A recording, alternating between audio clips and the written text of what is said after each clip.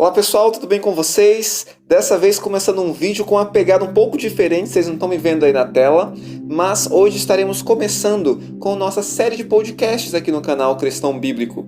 E hoje vamos tratar de um assunto bastante polêmico.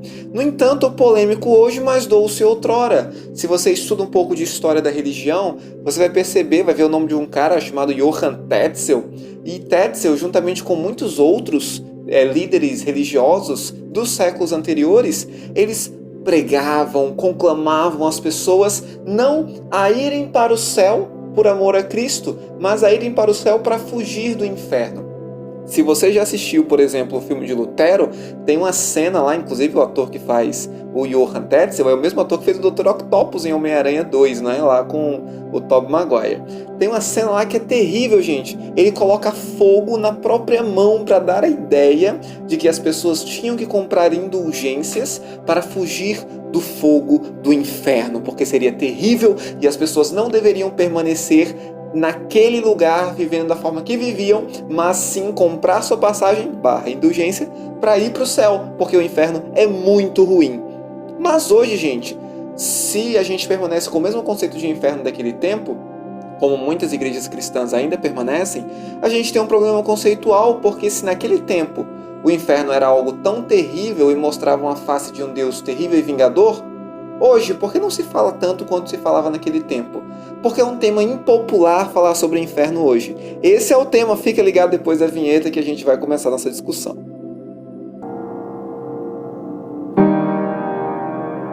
Você está, mais uma vez eu repito, no canal Cristão Bíblico e nosso slogan é que você expanda sua mente criticamente através do conhecimento sobre a fé que professamos.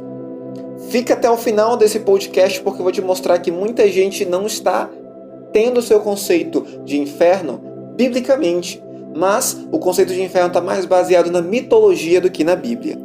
Quer ver um exemplo? Os primeiros conceitos, as primeiras discussões sobre um local como o inferno começaram cerca de 2000 a.C. Na mitologia egípcia, você vai ter o deus superior deles lá, não é? Que na verdade não se dá muito bem, que é o Osíris, que é o pai do Horus. Só para você ter uma ideia, o faraó do Antigo Egito, ele era considerado o Horus encarnado, como se fosse o filho de Deus. Gente, o Osíris, ele brigava muito com seu irmão. Agora era briga pesada mesmo. Nessa luta, o Sete consegue ali enganar o Osíris e o mata. E morto, o Osíris vai mandado para o mundo dos mortos. E no mundo dos mortos, ele adquire para si uma função. Ele se torna juiz. O seu corpo, que ficou ainda no mundo dos vivos, é atado, né? E aí a gente tem o primeiro processo de mumificação. Da jeitinho que a gente vê a múmia hoje, foi, na mitologia, né, Osíris, envolto em talas, né, envolto em faixas, pela sua esposa Ísis, que juntamente com a outra esposa dele, conseguiram reconstruir o seu corpo, ressuscitá-lo e trazer para o mundo dos vivos. Uma vez no mundo dos vivos, o Osíris manteve sua função de juiz do mundo dos mortos. O que se acreditava no Antigo Egito que acontecia quando você morria? Primeiramente, você era levado para o tribunal de Osíris e o seu coração, e aí você pensa lá, os faraós pensando sobre isso, o seu coração era colocado numa balança e do outro lado a pluma de Maat, que era um tipo de deus da justiça, né? Um símbolo aí da verdade, da pureza. E aí, gente, se seu coração tivesse ali na medida, né, se você não tivesse cometido tantos erros, tantos pecados, por assim dizer, e seu coração não pesasse mais, seu coração fosse ali equalizado com a pluma da justiça, você iria para o Aru, você iria para o paraíso, você iria ser feliz eternamente. No entanto, se você fosse condenado ali no tribunal de Osíris, você iria para o Tuat, para a prisão eterna das almas. Conclusão, então, no Antigo Egito. Basicamente, aqui na descrição do vídeo eu vou deixar, tá, a minha referência dessas informações.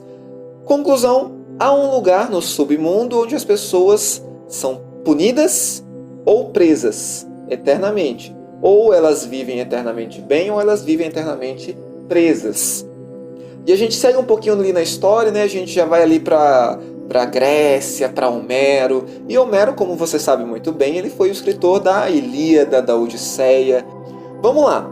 Ulisses, ou Odisseu, como queira, ele, no canto 11 da Odisseia, gente, ele vai fazer um ritual, e aí você sabe, né, que o conceito grego, acho que eu não preciso falar, de inferno era o Hades, né, que inclusive é o termo que até aparece na Bíblia. No entanto, a referência de quando a gente vai para a Bíblia, no Novo Testamento, de Hades, a gente deve pensar na cultura hebraica, não na cultura grega, porque os escritores conviviam na cultura hebraica da coisa.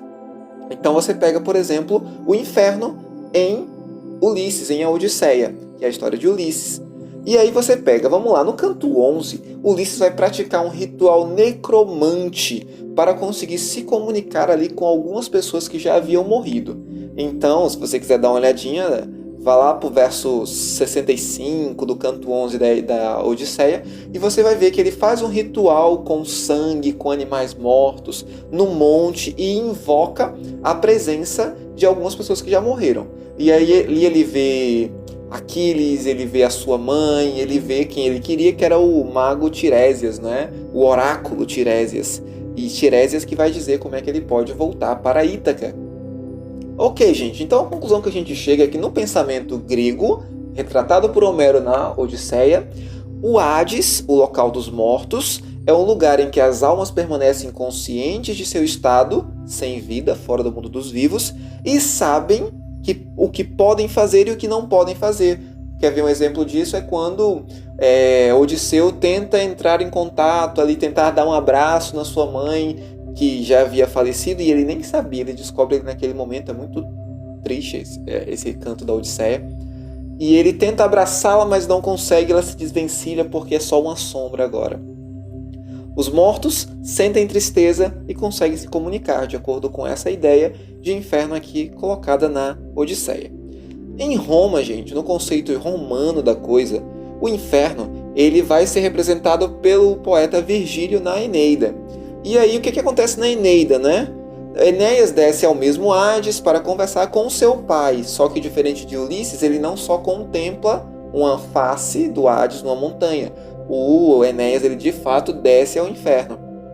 Conversa com seu pai, encontra muitas pessoas e ele vai dar mais detalhes da sua viagem. Ele consegue ouvir o choro das crianças no Hades. Ele faz a travessia com um velho barqueiro chamado Caronte, bem conhecido da cultura popular. Vê mortos, vê os suicidas, vê os heróis, vê os criminosos, consegue ver a parte mais profunda do Hades, que é chamada de Tártaro na cultura greco-romana já. Consegue ver Sísifo, Tântalo, que vão estar passando por tormentos terríveis. Por exemplo, Sísifo precisa empurrar uma pedra todos os dias ao topo de uma colina e sempre que ele consegue colocar lá em cima a pedra, ela rola de volta sobre si e todos os dias ele precisa fazer isso. Tântalo, por exemplo, a punição que ele sofreu de Zeus foi ficar com muita fome, com muita sede, num local rodeado por água e de comida, só que quando ele vai tentar pegar a água, seca e a comida foge, passando por aquela terrível prova, aquela terrível tortura. Ele vê também os Campos Elíseos, por exemplo, que era um bosque feliz, um lugar de paz, onde os heróis viviam e onde ele vai encontrar seu pai, ver Aquiles também, onde Aquiles vivia. Ele era o rei ali nos Campos Elíseos. Poucos vão direto para os Campos Elíseos, mas para muitos conseguirem chegar até lá é necessário reencarnar algumas vezes. Olha que interessante o que a gente tem já na cultura romana da coisa, retratada por Virgílio na Eneida. O conceito de reencarnação é introduzido. Você precisa reencarnar para ser uma pessoa melhor, até conseguir, por assim dizer, o paraíso no inferno, que é o mesmo Hades, o mesmo mundo dos mortos. E o inferno, o Hades, é um local de tormento ou prazer. Você pode estar feliz nos Campos Elíseos, ou triste em outros lugares. Mas tudo isso é também consciente. Ainda no conceito romano da coisa, gente, para vocês terem uma ideia de como vocês estão percebendo já os interstícios de tudo que eu estou dizendo aqui, que a gente acredita que é a Bíblia que diz. Mas em momento algum eu citei Bíblia aqui. Eu só estou citando conhecimento mitológico e conhecimento popular da coisa. O grande Dante Alighieri, o poeta italiano, que foi responsável por unificar a língua italiana com os seus escritos, ele na Divina Comédia, ou só na Comédia, ele vai retratar o céu, o Inferno e o Purgatório. São 3 volumes da comédia. No primeiro volume, o Inferno, ou livro, no canto 3, ele é guiado por Virgílio, que ele transforma, assim, aquele Virgílio lá da Eneida, ele transforma Virgílio em um personagem e ele é guiado por Virgílio e ele entra no Inferno. E dessa vez é o Inferno mesmo, tá? Não é Hades, já é em latim. As almas lamentosas que Dante encontra no inferno blasfemam a Deus e maldizem a humanidade. Ele vê que o pessoal está consciente, está sofrendo e sabe quem colocou eles lá, que foi Deus, e começam a maldizer e a blasfemar. No canto 4, Dante contempla o limbo, que seria o primeiro círculo dos 9 do inferno.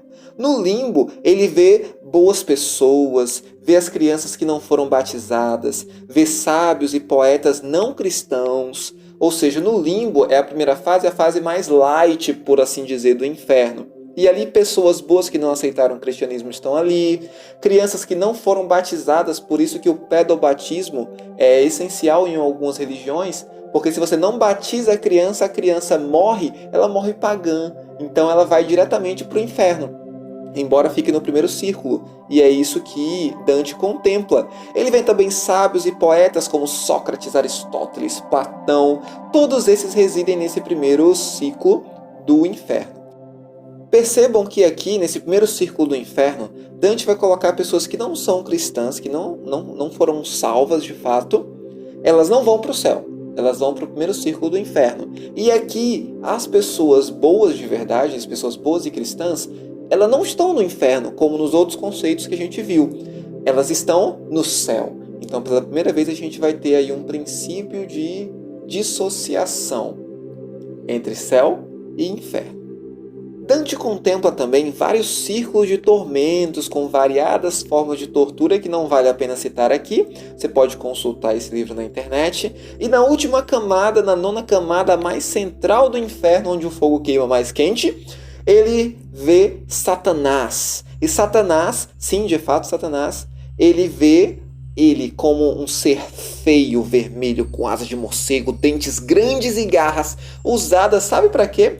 Para torturar todos os dias Judas Iscariotes, arrancar-lhe a pele e fazer das mais diversas e criativas tipos de tortura com esse pobre infeliz pecador que morreu traindo Jesus Cristo. Gente, você acha que o conceito de inferno que você tem como bíblico condiz com alguma coisa do que eu disse aqui acima? Será que de fato haverá um fogo eterno e tortura e sessões de tortura ou torturas infindáveis? Será que Deus continuaria sendo bom? E essa é a grande questão aqui. Será que Deus continuaria sendo bom, permitindo que algo desse tipo existisse?